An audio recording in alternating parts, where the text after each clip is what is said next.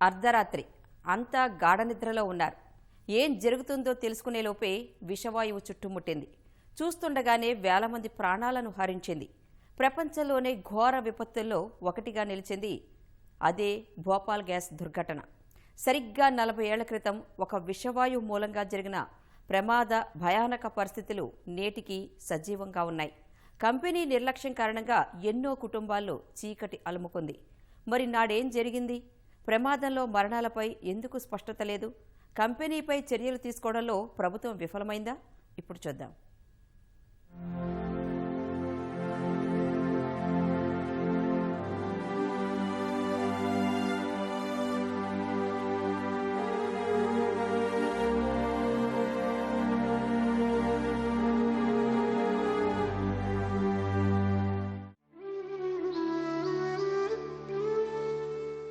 అది 1984 డిసెంబర్ 2 అర్ధరాత్రి దాటిన తర్వాత 1 గంట సమయం.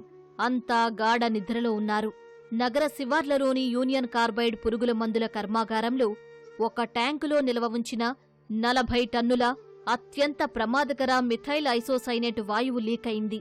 క్షణాల్లోనే చుట్టుపక్కల ప్రాంతాలను దట్టమైన వాయువు కమ్మేసింది. నగర వాసులు ఆ విషవాయువు పీలుస్తూ ఇళ్లల్లో నుంచి హాహాకారాలు చేస్తూ బయటకొచ్చారు. కళ్లు భరించలేనంత మంటలు మండుతూ ఉండగా ఊపిరి సరిగా అందకపోవడంతో ఆసుపత్రులకు పరిగెత్తారు. మార్గ మధ్యలోనే ఎంతో మంది ప్రాణాలు విడిచారు. ఆసుపత్రుల్లో చికిత్స పొందుతూ మరికొంతమంది మరణించారు. మొత్తంగా ఆనాడు 3787 మంది ప్రాణాలు కోల్పోయినట్టు అధికారిక లెక్కలు చెబుతున్నాయి.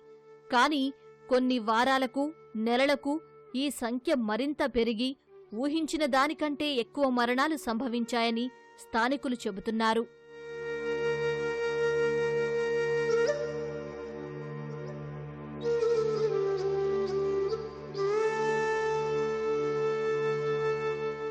ఈ ప్రమాదానికి కారణమైన కంపెనీ గురించి ఒకసారి పరిశీలిస్తే, పంట పొలాల్లో కీటకాలను నాశనం చేసే పురుగుల మందులను తయారు చేసే union carbide India limited UCIL ఇది.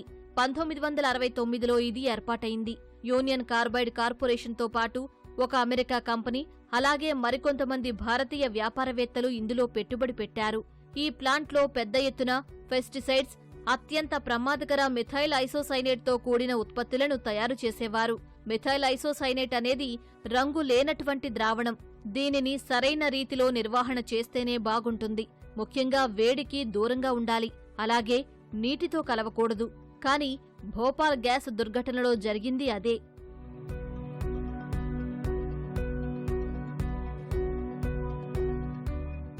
ప్రమాదం జరిగిన తీరు ఒకసారి గమనిస్తే, సాధారణంగా ఈ కంపెనీలో 68,000 లీటర్ల సామర్థ్యం కలిగిన 3 మిథైల్ ఐసోసైనేట్ ట్యాంకులు ఉన్నాయి. ప్రమాదం జరగడానికి కొన్ని నెలల ముందు ఈ ట్యాంకులను మిథైల్ ఐసోసైనేట్తో నింపారు. నిబంధనల ప్రకారం ఏ ట్యాంకు 50% మించి నింపకూడదు. ఎందుకంటే ఇందులో నుంచి మిథైల్ ఐసోసైనేట్ పంపు చేయడానికి నైట్రోజన్ గ్యాస్ ద్వారా ఒత్తిడి చేస్తారు కాబట్టి. కానీ ఆ రోజు ఇందులోని ఒక ట్యాంకు నైట్రోజన్ ఒత్తిడిని కోల్పోయింది. తద్వారా మిథైల్ ఐసోసైనేట్ పంపింగ్ సరిగ్గా జరగలేదు. ముందుగా అనుకున్నట్లు ఇందులో 50% అంటే 30 టన్నులకు మించి గ్యాస్ను నిల్వ చేయకూడదు. కానీ ఒక ట్యాంకు 42 టన్నుల మిథైల్ ఐసోసైనేట్ను కలిగి ఉందని ప్రమాదం తర్వాత గుర్తించారు. దీంతో ప్రమాదానికి కొన్ని రోజుల ముందు మిథైల్ ఐసోసైనేట్ తయారీని కంపెనీ ఆపేసింది. తిరిగి డిసెంబర్ 1, 1984న తయారీ ప్రారంభించాలని అనుకున్నా అది విఫలమైంది. ప్రభుత్వ నివేదిక ప్రకారం డిసెంబర్ 2న పనిచేయని ట్యాంకులోకి నీరు చేరింది. దీంతో మిథైల్ ఐసోసైనేట్, నీరు మధ్య రసాయన చర్య జరగడంతో ఆ రాత్రే 5 సార్లు ట్యాంకు లోపల ఒత్తిడి పెరిగింది. అర్ధరాత్రి సమయానికి కొద్దిగా గ్యాస్ విడుదల ప్రారంభమైంది. ఎక్కడైతే మిథైల్ ఐసోసైనేట్ తయారీ జరుగుతుందో ఆ ప్రాంతంలోని కార్మికులు గ్యాస్ ద్వారా తీవ్ర ఇబ్బంది పడటం మొదలైంది. దాన్ని ఎలా నియంత్రించాలని చర్చించే లోపే, అంటే నిమిషాల వ్యవధిలోనే ఆ ట్యాంకులో పరిస్థితి అదుపు తప్పింది. గంట వ్యవధిలోనే 40 టన్నుల మిథైల్ ఐసోసైనేట్ గాల్లో కలిసింది. చాలా మంది భూపాల్ నిర్వాసితులు ఆ గ్యాస్ను పీల్చుకోవడం ద్వారానే వారికి ఒక ప్రమాదకర గ్యాస్ లీకైనట్టు తెలిసిందని స్థానికులు అంటూ ఉంటారు. కానీ ప్రజలకు సమాచారమిచ్చే లోపే జరగాల్సిన నష్టం జరిగిపోయింది. వేల మంది ప్రాణాలు గాల్లో కలిశాయి.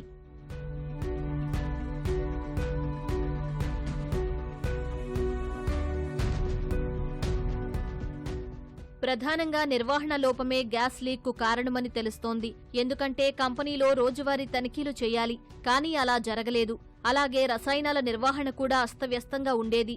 దీనికి ఉదాహరణే వారి సేఫ్టీ రికార్డులు. ఎందుకంటే అప్పటికే ఆ కంపెనీలో చాలాసార్లు గ్యాస్ లీకైన ఘటనలు జరిగాయి. అయినప్పటికీ ఎలాంటి చర్యలు చేపట్టలేదు.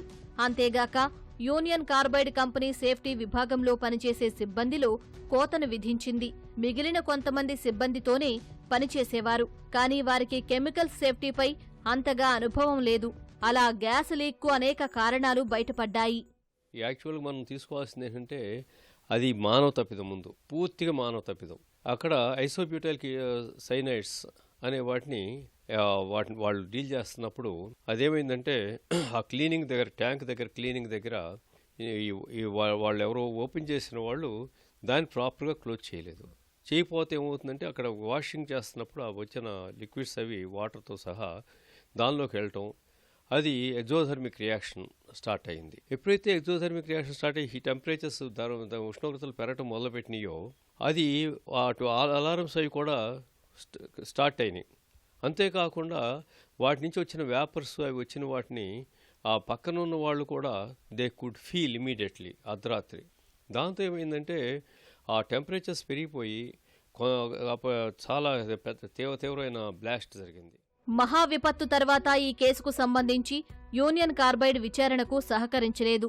ఇది ఒక అమెరికా కంపెనీ కావడమే ప్రధాన కారణమని నిపుణులు చెబుతూ ఉంటారు. కంపెనీ యజమాని వారెన్ అండర్సన్ భారత్ నుంచి క్షేమంగా అమెరికాకు వెళ్లాడు. దీనిపై కేసులు నమోదు చేసినా వాటిల్లో ఎలాంటి ప్రయోజనం లేకుండా పోయింది. అయినా ప్రభుత్వం బాధితులకు న్యాయం జరగడానికి భోపాల్ గ్యాస్ లీక్ యాక్టును 1985లో తీసుకొచ్చింది. దీంతో యూనియన్ కార్బైడ్ కార్పొరేషన్ ముందుగా $5 మిలియన్ సాయాన్ని ఇస్తామని ప్రకటించింది. కానీ ప్రభుత్వం $3.3 బిలియన్ ఇవ్వాలని డిమాండ్ చేసింది. చివరకు కంపెనీ $470 మిలియన్ పరిహారాన్ని ఇవ్వడానికి ముందుకొచ్చింది.